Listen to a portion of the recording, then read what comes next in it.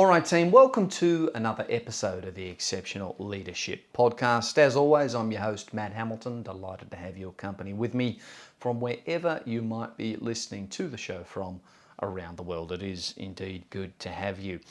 Today, we go back to the Reddit threads, an always interesting place to see what's on the minds of fellow managers and leaders from around the world. And this particular person that we're going to have a look at today says she needs some advice because she's got some new hires, both of which are more experienced and knowledgeable than she is. And as a result, she's feeling a little bit insecure in her position as a team leader. Now, I can certainly relate to feeling that way in the early days of leadership, and I'm sure that several of you listening can as well. But let's hear a little bit more about what she has to say about this particular predicament that she finds herself in. So she says, I'm 27 years old and I had a career change 2 years ago into a new field. I had limited prior experience and mostly held minimum wage, operational style jobs. And to be honest, I was completely underskilled for the job when they hired me, but I was confident that I could do what I needed to be successful.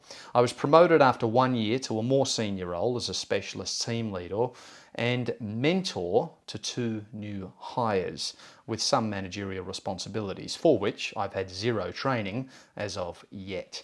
I have a total of 2 years experience.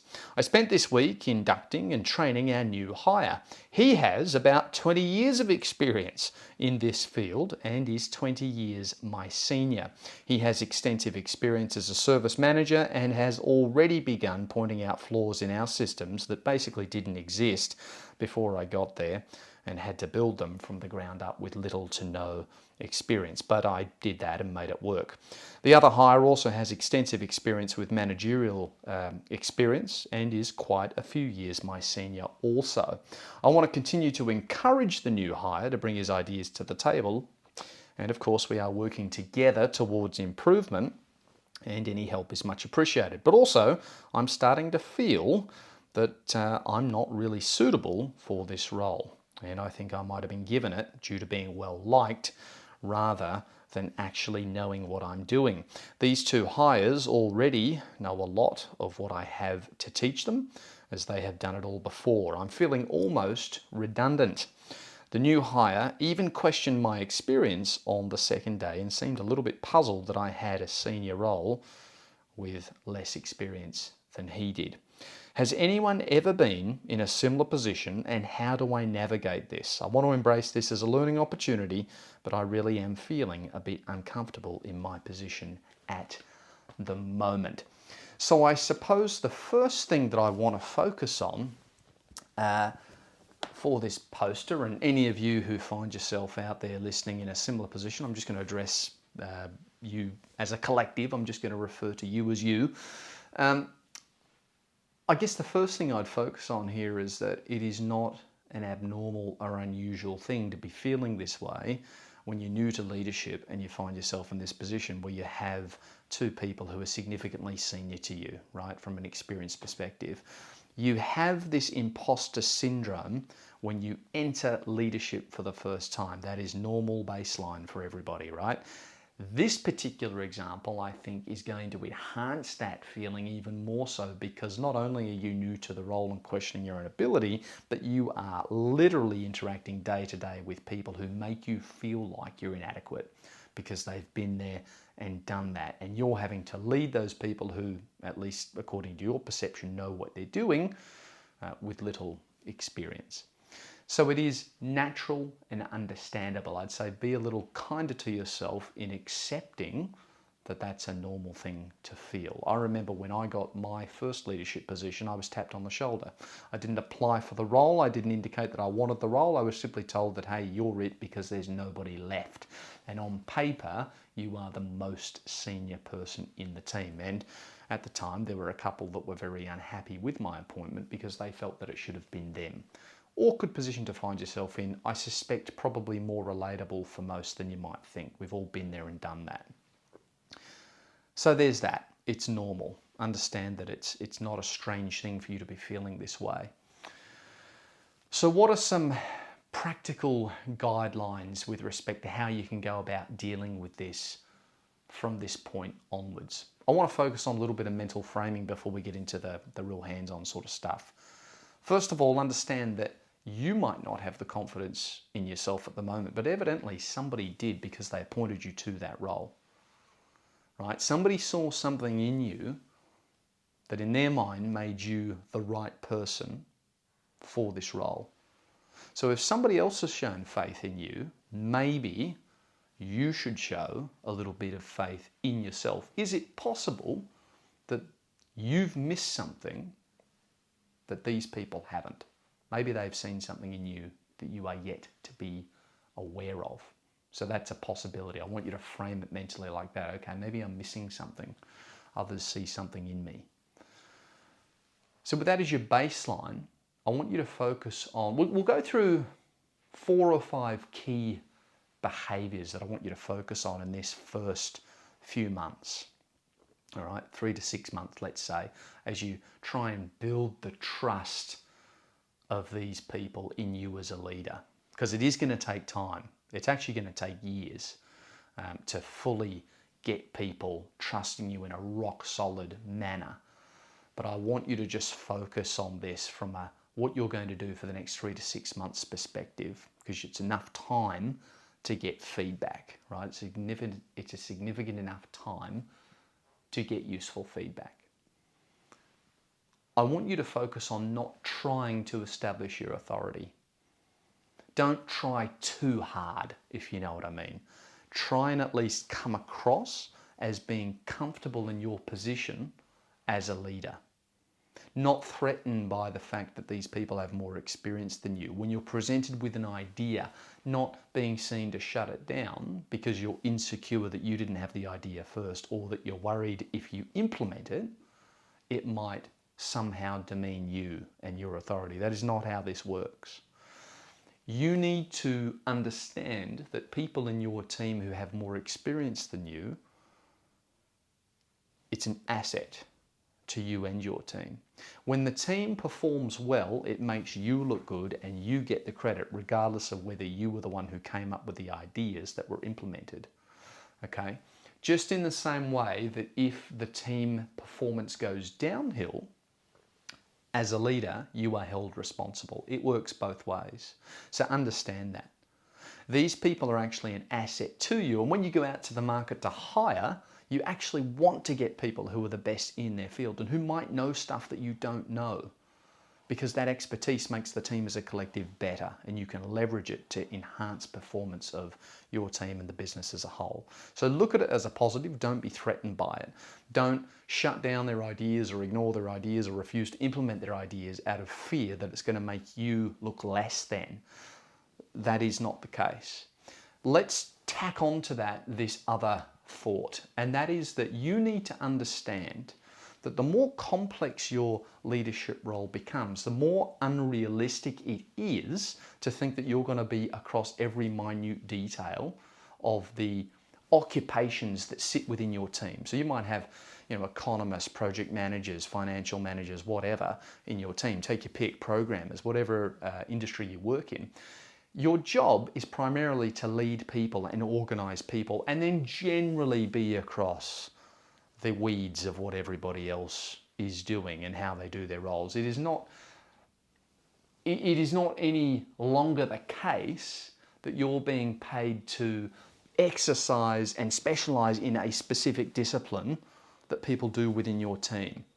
You're now being paid to lead people, organize people, motivate people, keep people on the path to success, remove roadblocks so that they can do their job properly. That is your job as a leader. It's a totally different independent discipline. And that, I think, is a mental shift that this poster needs to make. She's not being paid to be a programmer as such anymore, or whatever the disciplines are in her team. She is being paid to lead and organize people, inspire people. Leadership is its own thing. Someone said, I think you can do it, and they put her in the role. Good, right? Vote of confidence from somebody else. Now it's up to this poster to run with that opportunity and understand what it is she's being paid to do. So people with more experience in the team, awesome. That's a good thing. It's going to make us all look good as a team, and that certainly reflects well on the leader. So get these ideas out on the table. If they're looking at systems that you've designed and developed and said, look, I reckon this is lacking because of A, B, and C, ask them how they'd make it better. Own up to it. Hey, I'm not an expert in these systems. I'm conscious that there are other people who know more than me. If you think there's a better way to do this, please tell us how. Let's implement these ideas. What have you seen elsewhere? Leverage that experience, because at the end of the day, it makes you look good. All right, and it's just a logical thing to do to boost performance. All right, so there's a little bit of mental framing that I want you to focus on. The point that I also want to harp on is that perception is key. We need to understand that a curated perception is important as a leader, because we need to have people believe in us and feel comforted by us being in that leadership presence. So we need to cultivate, yes, an air of authority, which we do carefully, but also this overriding sense that we're in control of any situation that arises. Now, you might not feel like you are, but that's actually irrelevant and beside the point. It's perception of those that you lead that's really important. You can be like the proverbial duck sort of coming along the surface of the water, and he looks cruisy and he's in control, but underneath, he's kicking away like a maniac. That might be you, but the important thing is the observer, i.e. your team members, picture you in a smooth, in control sort of fashion. That's the perception you need to give, even if under the surface it's a bit of a different story. So we talk about perception. Let's play with that a little bit more. I want you to focus on being emotionally level and in control at all times. That's a part of this perception that we're trying to perform and curate. If something gets you flustered, do your best not to show it. If something really pushes your buttons, don't react to it in an over-the-top emotional way. I want you to give off an air of control by absorbing the information, taking time to think about it, and then going through the logical steps that you need to take to solve the issue in a sequential, calm way. Being unflappable as a leader is a quality that inspires confidence in people, because it gives the impression that you can control your emotions and you are in control, importantly, of your being at all times. Conversely, if you lose your temper, if you display a tendency to be irrational and you're in a position of authority, that freaks people out like nothing else. Why? Because you're in a position where you can negatively influence the lives of those people, because you hold that power. They want to know that you're steady, reliable, calm, and all the things, right, that come under that heading. You need to have a steady hand as a leader. Even if you're feeling overwhelmed, I want you to be conscious of the perception that you're looking to curate. It doesn't matter whether you've been doing leadership for 20 years or 6 months. You can do that right now. Start right now. Let's piggyback off that and let's talk about having difficult conversations. Now, I've said this time and time again, right, over the history of this podcast, but it is so important.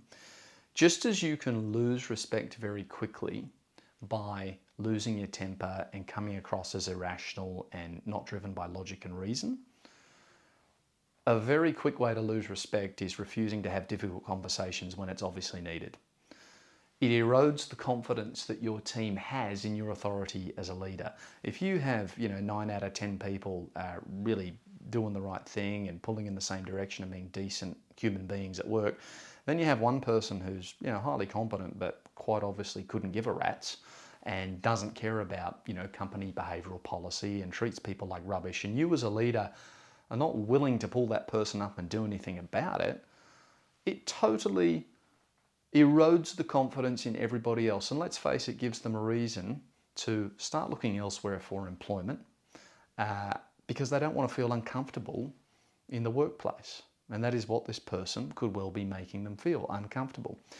It could also make them feel like, well, look, I try hard. I try to, strive to be the best that I can be. But what's the point? This person comes in, behaves however they want, still collects the paycheck, and there's no, consequences that they need to face. So why should I go the extra mile? Why should I try any harder than the next guy when there's no consequences for not trying?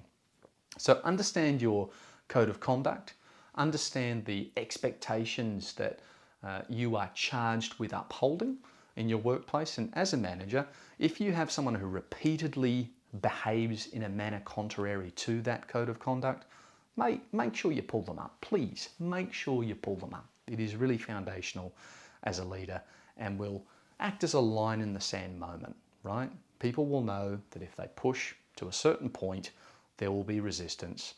People need boundaries, and it's your job as a leader to give them that. So they're the two that I wanted to focus on from a perception curation perspective.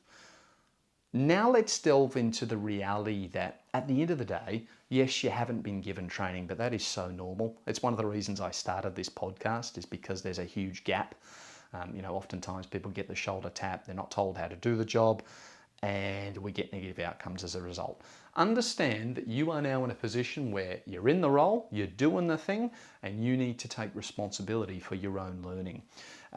There are numerous resources that you can use, podcasts like this one, and many others. There's plenty of other leadership podcasts, right? So go and check out those and find one that works for you.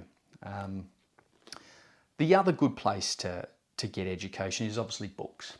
So here's one that resonated with me. For those of you just listening to the podcast, it is Extreme Ownership by two gentlemen, Jocko Willink and Leif Babin, two Navy SEAL operators who deployed to Iraq. And their theory was basically, in a nutshell, look, if leadership techniques that work here in the battlefield, if they're working in the battlefield, surely they can be applied and be successful in the boardroom. You don't get any more stressful than a battlefield situation.